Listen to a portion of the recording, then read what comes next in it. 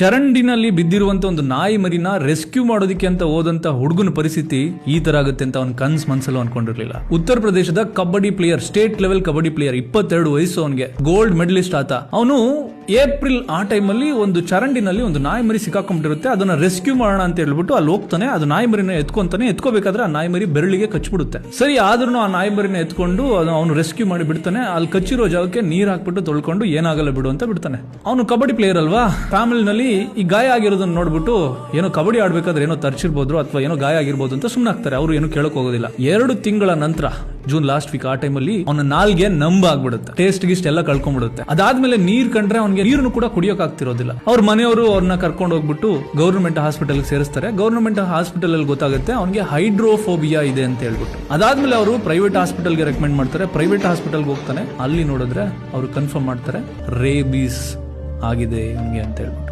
ಆ rabies already ಬ್ರೈನ್ಗೆ reach ಆಗ್ಬಿಟ್ಟಿರುತ್ತೆ. Cure ಮಾಡಕ್ ಹೋಗದೆ ಇರೋ ಸ್ಟೇಜ್ಗೆ ಹೋಗ್ಬಿಟ್ರು. ಅದಾದ್ಮೇಲೆ ಅವನು ಎಷ್ಟು ಫಿಟ್ ಆಗಿದ್ದಾನೆ, ಎಷ್ಟು ಸ್ಟ್ರಾಂಗ್ ಆಗಿದ್ದಾನೆ. ಗೋಲ್ಡ್ ಮೆಡಲಿಸ್ಟ್ ಅವನು, state level kabaddi player, gold medalist ಅವನು. ರೇಬಿಸ್ ಇಂದ ಜೂನ್ 28ನೇ ತಾರೀಕು ಅವನು ಸತ್ತೋಗ್ಬಿಡ್ತಾನೆ. ಸಾವಿಗೆ 1000 ದಾರಿ. ಸಮ್ಟೈಮ್ ನಮ್ಮ ಜೀವನದಲ್ಲಿ ಏನಾದ್ರೂ ಒಂದು ಸಣ್ಣ ತಪ್ಪುಗಳಾದಾಗ ನಾವು ಎಷ್ಟು ಇಗ್ನೋರ್ ಮಾಡ್ತೀವಿ, ಹೋಗ್ಲಿ ಬಿಡು, ಏನಿಲ್ಲ ಬಿಡು ಅಂತ ಇಗ್ನೋರ್ ಮಾಡ್ತೀವಿ. ಬಟ್ ನೀವು ಯಾವ ಒಂದು ಫೀಲ್ಡ್ ಅಲ್ಲಿ ಇಗ್ನೋರ್ ಮಾಡಿದ್ರು ಹೆಲ್ತ್ ಅನ್ನೋ ಫೀಲ್ಡ್ ಅಲ್ಲಿ ಇಗ್ನೋರ್ ಮಾಡೋದು ದೊಡ್ಡ ಮಿಸ್ಟೇಕ್. ಅವನೇನಾದ್ರೂ ಅವತ್ತೇ ಎಚ್ಚರ ವಹಿಸಿ ರೇಬಿಸ್ ಲಸಿಕೆನ ಹಾಕ್ಸ್ಕೊಂಡಿದ್ರೆ ಇವತ್ತು ಅವನು ಏನು ಆಗ್ತಿರ್ಲಿಲ್ಲ. ಸ್ಟೇಟ್ ಲೆವೆಲ್ ಕಬಡ್ಡಿ ಪ್ಲೇಯರ್ ಆಗಿ ಇನ್ನೂ ಉಳ್ಕೊಂತ ಇದ್ದ. ಈ ವಿಡಿಯೋನ ನಿಮ್ಮೆಲ್ಲ ಫ್ಯಾಮಿಲಿಗೆ ಮತ್ತೆ ಫ್ರೆಂಡ್ಸ್ಗೆ ಮರಿದೇ ಶೇರ್ ಮಾಡಿ. ಅವ್ರಿಗೂ ಕೂಡ ಎಚ್ಚರಿಕೆ ವಹಿಸೋ ರೀತಿ ಹೇಳಿ. ಯಾವುದೇ ನಾಯಿ ಕಚ್ಚಿದ್ರು ಸಹ, ಮನೆ ನಾಯಿ ಆಗಲಿ ಬೀದಿ ನಾಯಿ ಆಗಲಿ, ಯಾವ ನಾಯಿ ಕಚ್ಚಿದ್ರು ಸಹ ಲಸಿಕೆ, ಎಸ್ಪೆಷಲಿ ರೇಬಿಸ್ ಲಸಿಕೆ ಹಾಕ್ಸ್ಕೊಳ್ಳೋದು ತುಂಬಾನೇ ಇಂಪಾರ್ಟೆಂಟ್ ಅಂತ ಹೇಳಿ ಅಷ್ಟೇ. ಇಲ್ಲೊಂದು ವಿಡಿಯೋ ತೋರಿಸ್ತೀನಿ ಬರೀಲಿ. ಯಾರ್ಯಾರ ಮ್ಯಾಗ ನಾಯಿ ಅದಾವು? ನಾಯಿ ಇದ್ದವ್ರಷ್ಟ ಬರ್ರಿ. ಇಲ್ಲಿ ಬರ್ರಿ. ಮೇನ್ ನಮ್ಮ ಮನ್ಯಾಗ ಐತಿ ನಾಯಿ.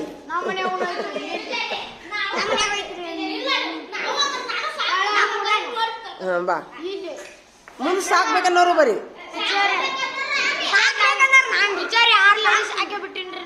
ಸಾಕಿ ಬಿಟ್ಟಿಯಾ? ಯಾಕೋ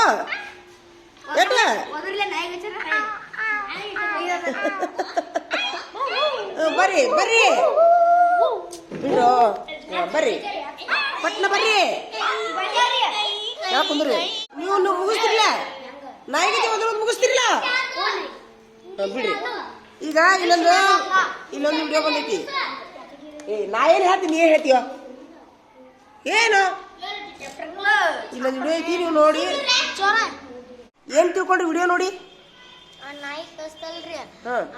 ಯಾರಿಗ ನಾಯಿ ಕಚ್ಚಿತು? ನಾಯಿ ಎಲ್ಲಿತ್ತದ ಮೊದ್ಲ? ಚರಂಡ್ಯಾಗ ಬಿದ್ದಿತ್ತು. ಇವ ಏನ್ ಮಾಡಿದ? ಕಡ್ದು ಬಿಡ್ತು. ಕಡ್ದ ಮೇಲೆ ಏನ್ ಮಾಡಿದ್ನವ? ಕೈ ತಕ್ಕೊಂಡ ಕೈ ಬಿಟ್ಬಿಟ್ಟ. ಏನು ಮಾಡಿಲ್ಲ. ಆದ್ರೆ ಅವನು ಎಂತ player? State level kabaddi player. ಎಷ್ಟು ಹೇಳ್ರಿ? State level kabaddi player. ಹೌದಾ? ಕೊನೆಗೆ ಏನಾಯ್ತು? ಎಷ್ಟು ತಿಂಗಳ ನಂತರ ಅವನಿಗೆ ಸಮಸ್ಯೆ ಚಾಲತ್ತು? ಏನಾಯ್ತು ಅವನಿಗೆ? ಫಸ್ಟ್ ಸೇವೆ ಎತ್ತಿಲ್ಲ. ಇದು ಗೌರ್ಮೆಂಟ್ ಕರ್ಕೊಂಡ್ ನೀರ್ ಕುಡ್ರ ಅಂತಾರ. ಒಟ್ಟೆ ನೀರು ಅವು ಅಂಜಿಕ್ ಬರ್ತಿತ್ರಿ. ಗೌರ್ಮೆಂಟ್ ಆಫೀಸಿಗೆ ಹೋದಾಗ ಅವ್ರಿಂದ ಯಾವ್ದಾರ ರೋಗ ಐತಂದ್ರಿ, ರಬಿಸ್ ರೋಗ ಐತ್ರಿ. ಜೀವನ ಯಾವ್ದಾರ ತಿಂಗಳದ ಸತ್. ಹೌದಿಲ್ಲ? ಹಂಗಾರೆ ಏನ್ ತಪ್ಪಾತ ಅವನಿಂದ? ರೇಬಿಸ್ ಇಂಜೆಕ್ಷನ್ ಮಾಡಿಸ್ಕೊಂಡಿಲ್ಲ. ನೋಡಿ ಏನ್ ಮಾಡ್ತಿ ಅಲ್ಲ? 2 ತಿಂಗಳದೊಳಗೆ ತನ್ನ ಜೀವನವನ್ನು ಕೊಳ್ಳೆಗಳಿಸಿದ ಅಲ್ಲ? ಅಂದ್ರೇನು? ನಮ್ಮ ನಿರ್ಲಕ್ಷ್ಯ ನಮ್ಮನ್ನ ತಿನ್ನುತ್ತ. ಇದರಿಂದ ಪಾಠ ತಿಳಿತ ನಿಮ್ಗ? ಗೊತ್ತಿತ್ತ ಮೊದ್ಲ? ಗೊತ್ತಿದ್ದಿಲ್ಲಲ್ಲ? ಅಲ್ಲ ಬೇರೆ ಇರ್ತ ಅಲ್ಲ. ಅಂತಾವ್ ಬಾಳ ಅದಾವು. ಅಂತಾವ್ ಮತ್ತೆ ಹಿಂದ್ ಬಿಡೋದವು. ಅವು ಅದಾವು. ನಾಯಿ ಬಾಯ ಕೈ ಇಟ್ರ ಅದನ್ನ ಅವು ವಿಡಿಯೋದ ನಿಮ್ಗೆ ತೋರಿಸ್ತೀನಿ ನಾನು. ಹೌದಾ? ಆಯ್ತಾ? ಇನ್ನು ಎಚ್ಚರಿಕೆಯಿಂದ ಇರ್ತೀರಾ? ಹೌದಾ? ಆಯ್ತು. ನಾಯಿ ಬೆಕ್ಕುನು ಸಹಿತ ಹಂಗೆ ಮಾಡ್ರಿ ಅಲ್ಲ. ನಮ್ಮ ನಾಯಿ ಕಡಿದಿಲ್ಲ ಆಯ್ತು ಕುಂದ್ರಿ. ಗಾದೆ ಮಾತೈತಿ ಇರೋದಕ್ಕ ನೋಡಿ ಏನು ಮಾಡ್ತಿ ವಿಷಯದ ಕುರಿತು ನಾನೊಂದರ ಮಾತಾಡ್ತೀನಿ. ಎಲ್ಲರಿಗೂ ನಮಸ್ಕಾರ. ಸಾರ್ವಜನಿಕರಿಗೆ ನನ್ನ ನಮಸ್ಕಾರಗಳು. ಇವತ್ತು ನೋಡ್ರಿ ನಾನು ಯಾವುದೋ ಒಂದು ಗ್ರೂಪ್ನಲ್ಲಿ ಒಂದು ವಿಡಿಯೋ ಬಂತ್ರಿ. ಹಿಂಗಾಗಿ ನಾನು ಅದನ್ನು ಓಪನ್ ಮಾಡಿ ನೋಡಿದ್ರೆ ಅಂತಂದ್ರೆ ಒಂದು ನಾಯಿ ಬಗ್ಗೆ ಇತ್ತು.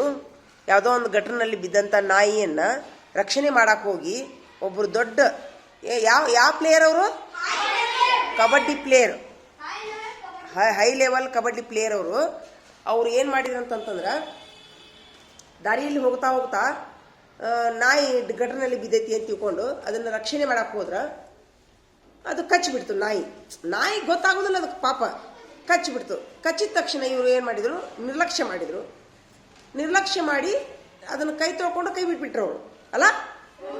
ಕೈ ಬಿಟ್ಟ ಮೇಲೆ ಮುಂದೆ ಅವರು 2 ತಿಂಗಳಿಗೆ ಅವ್ರ ನಾಲಿಗೆ ಕೈಗೆ ಅವ್ರ ರುಚಿ ಕಳ್ಕೊಂತು.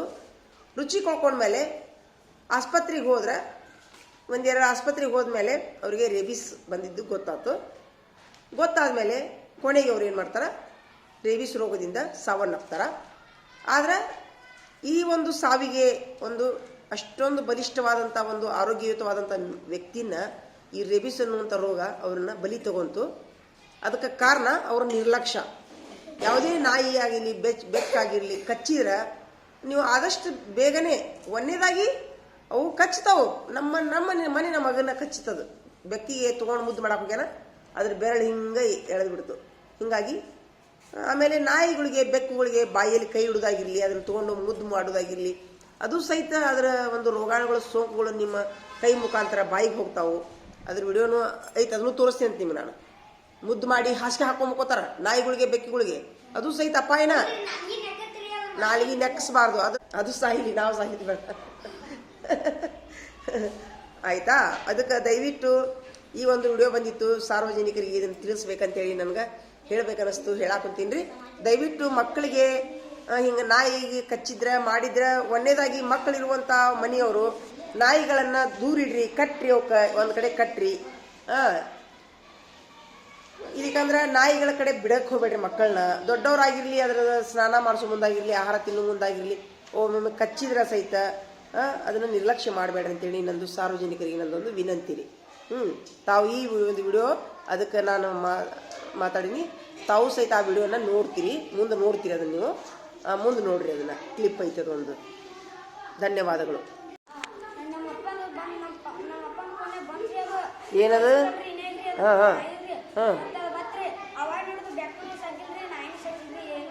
ಹೌದಿಲ್ಲ, ಮದುವೆ ಆಗಿಂತ ಮೊದ್ಲ ನೋಡು ಅವ್ರ ಅಪ್ಪಾರು ಹೆಚ್ಚು ತಗೊಂಡ್ಬಿಟ್ರ. ಅವ್ರ ಅಪ್ಪಾರಿಗೆ ಮದುವೆ ಆಗಿಂತ ಮೊದ್ಲ ಇಂಥದೊಂದು ವಿಡಿಯೋ ನೋಡಿದ್ರಂತವ್ರು. ಅವಾಗ ಇಷ್ಟು ನಾಯಿ ಬೇಕಿನ ಸಾಕುದಿಲ್ಲ ಅಂತವ್ರು. ಅದು ಮಾತ್ರ ಅದೇ ಸಾಕ್ರಿ. ಅಲ್ಲ, ನಾಯಿ ಬೇಕು ಸಾಕೋದೇನು ಕೆಟ್ಟಲ್ಲ, ಅವು ಅವಶ್ಯಕತೆ ಇದ್ರೆ ಸಾಕ್ಬೋದು. ಹೊಲ ಇದ್ದವರು, ಮನಿ ಕಾಯಕ್ ಒಬ್ರ ಅದಾರ ಅಂತಂದ್ರೆ ಸಾಕ್ಬೋದು. ಅವಕ್ಕ ಯಾವ ಪ್ರಾಣಿಗಳು ಎಷ್ಟೊತ್ತಿದ್ರು ಪ್ರಾಣಿಗಳು ಎಲ್ಲಿಡ್ಬೇಕಂತ ಹೇಳಿ. ಹೌದು, ಆದ್ರೆ ಅವು ಪ್ರಾಣಿಗಳಿಗೆ ಗೊತ್ತಾಗೋದಿಲ್ಲ. ಕಡಿಬೇಕು ಇವ್ರು ಮನುಷ್ಯರು ನನ್ನಿಂದರು ಅವ್ರಿಗೆ ಗೊತ್ತಾಗೈತೆ ಪ್ರಾಣಿಗಳಿಗೆ. ಒಂದೊಂದು ಕಡೆ ಆದ್ರೂ ಸಹಿತ ಅವಕ್ಕೆ ತೊಂದರೆ ಮಾಡಿದ್ರೆ ಕಡಿತಾವು. ಒಂದ್ ವೇಳೆ ಕಡಿದ್ರು ಸಹಿತ ನಿರ್ಲಕ್ಷ್ಯ ಮಾಡಬೇಡ್ರಿ, ಆಯ್ತಾ? ಆಯ್ತು. ನೀವೇನ್ರ ಹೇಳ್ತೀರಿ ಮಂದಿಗೆ ಯಾರಿಗೆ ಹೇಳ್ತೀರೇನ? ಮಕ್ಕಳಿಗೆ ಹೇಳ್ತೀರಿ ಏನ್ರ ನಾಯಿ ಬಗ್ಗೆ? ನೀ ಹೇಳ್ತೀಯನ? ಸಿದ್ಧಾರ್ಥ, ಸಮರ್ಥ, ಬಾ ಹೇಳ. ಈಗ ಮಂದಿಗೆ ಬಿಡ್ತೀನಿ, ಅದನ್ನ ಸಾರ್ವಜನಿಕರಿಗೆ ಹೇಳಿ ಏನ್ರ ಹೇಳ್ತೀನಿ ಹೇಳಿ. ನಾಯಿ ಕುರಿತು ಸಾಕ್ರಿ, ಆದ್ರೆ ಅದಕ್ಕೆ ಕಡಿದ್ರ ಮಾಡಿದ್ರೆ ರೇಬಿಸ್ ಇಂಜೆಕ್ಷನ್ ಮಾಡಿಸ್ಕೋರಿ. ಹಿಂಗೆ ಮಾಡಿಸ್ಕೋರಿಪ್ಪ. ಸಾರ್ವಜನಿಕರ ಚೆನ್ನಾಗಿ ನಿಂತು ಮಾತಾಡೋ, ನಿಮ್ಮ ಮಂದಿ ನೋಡ್ತಾರ. ನೀನ್ ಹೇಳ್ತೀನ?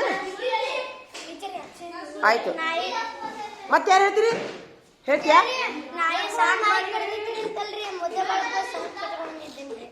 ಆಯ್ತು ಬಿಡು. ಏನ್ ಹೇಳ್ತೀರಿನು? ನಾಯಿ ಸಾಕ್ಬೇಡ ಅಂತ ಹೇಳ್ತೀರೇನು? ಆಯ್ತು ಬಿಡು.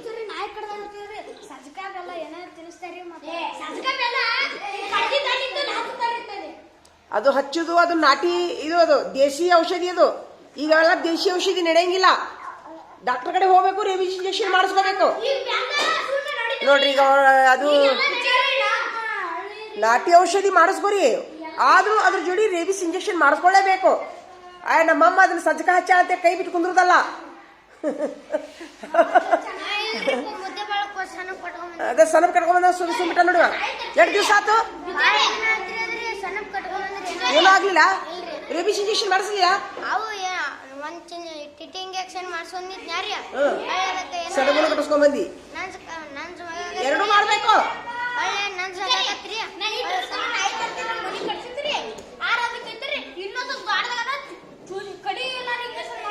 ಕಡಿಲಾರ್ದ ಇಂಜೆಕ್ಷನ್ ಮಾಡಿಸ್ಬಿಡ್ತಾನವ. ಅದು ಕರೆಕ್ಟ್. ಆಯ್ತಾ? ಉಪಯೋಗ ಆತ ವಿಡಿಯೋ ನಿಮ್ಗ ತೋರಿಸಿದ ಉಪಯೋಗ ಆತ ಹೇಳಪ್ಪ. ಜೋರ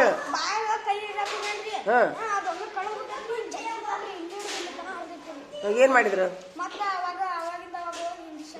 ಒಟ್ಟು ಇಂಜೆಕ್ಷನ್ ಮಾಡಿಸ್ಬೇಕು.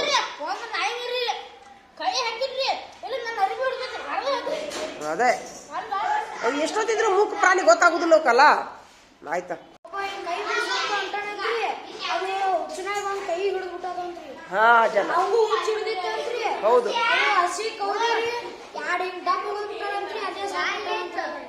ಹೌದಾ? ನೋಡು. ಹೌದೌದು, ಅವೆಲ್ಲ ಹುಚ್ಚುನಾಯಿ ಎದ್ದಲ್ಲೇ. ಅದಕ್ಕೆ ರಾತ್ರಿ ಯಾವಾಗಲೂ ಅಡ್ಡಾಡಕ್ ಹೋಗ್ಬಾರ್ದು ಅನ್ನೋದು ಇದು ಚಲೋ ಆಗಿಲ್ಲ. ಹುಚ್ಚುನಾಯಿಗೆ ಇಲ್ಲಿ ಬರಲೇ. ಹುಚ್ಚುನಾಯಿ ಅನ್ನಕ್ ಹೆಂಗ್ ತಿಳ್ಕೊಂತೀರಿ ನೀವು? ಹುಚ್ಚುನಾಯಿ ಅನ್ನಕ್ ಹೆಂಗ್ ತಿಳ್ಕೊಂತೀರಿ? ಮತ್ತ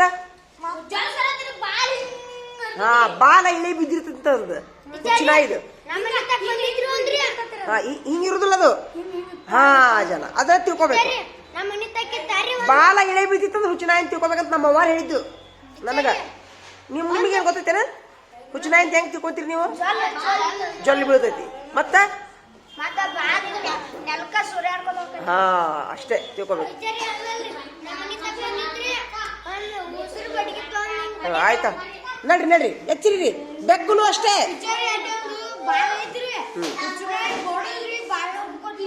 ಬಾಯಾಗ ಹೋಗಿಬಾರ್ದು. ಸುಟ್ಟು ಬಿಡ್ಬೇಕು, ಅವನ್ನೆಲ್ಲ ಸುಟ್ಟು ಬಿಡ್ಬೇಕು. ಮತ್ತೆ ಅಲ್ಲಿಂದ ಜರ್ಮ್ಸು ವಾಸನಿ ಬೇರೆದವ್ರಿಗೆ ತೊಂದರೆ ಕೊಡುದಿಲ್ಲ ಅವೆಲ್ಲ.